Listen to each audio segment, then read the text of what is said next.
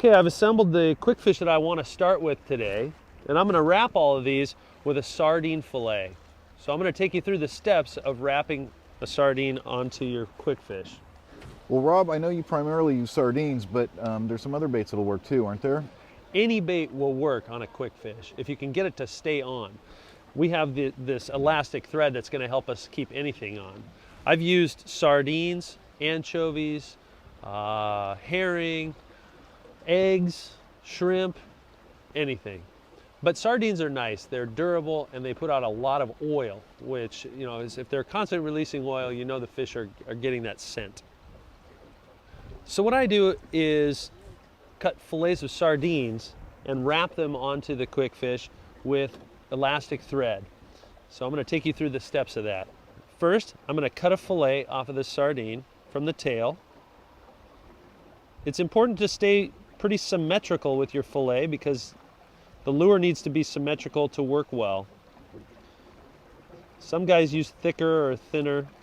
I tend to use pretty petite little fillets. And I'm just going to go ahead and fillet this fish on both sides.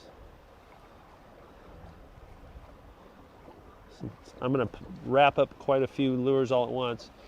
Now, each one of these fillets can be cut into two.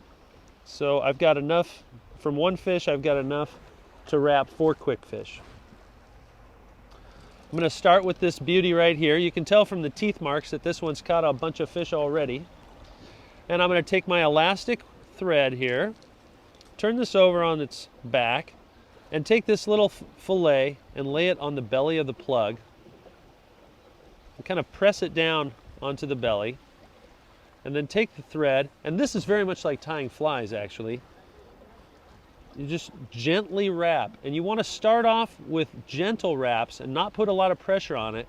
Get a few wraps on there, and then shift it so that you know it's right in the center. It's really important that this whole operation is symmetrical because you've already gone through the trouble of tuning your plug to make sure it works well.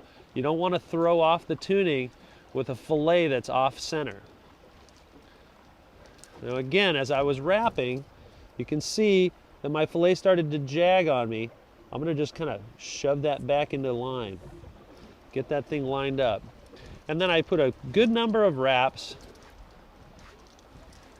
and then a couple of half hitches. And the half hitch, I'm just going to hold my finger out, wrap around like this, come under like so, pull it tight. 2 of those, and I know that end's not going anywhere. Just pull that off, pull off my tag end, tighten them up just a little bit, and I know I've got a bait ready to fish right there. Rob, what type of thread do you like to use when you wrap your plugs? Typically you can use any elastic thread.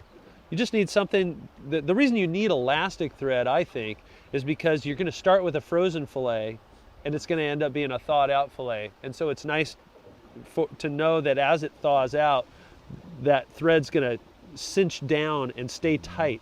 Otherwise, if you wrapped like straight monofilament over your fillet, as it thawed out, it would loosen up and just slide right off the plug. So you need something elastic to keep it bound to the plug.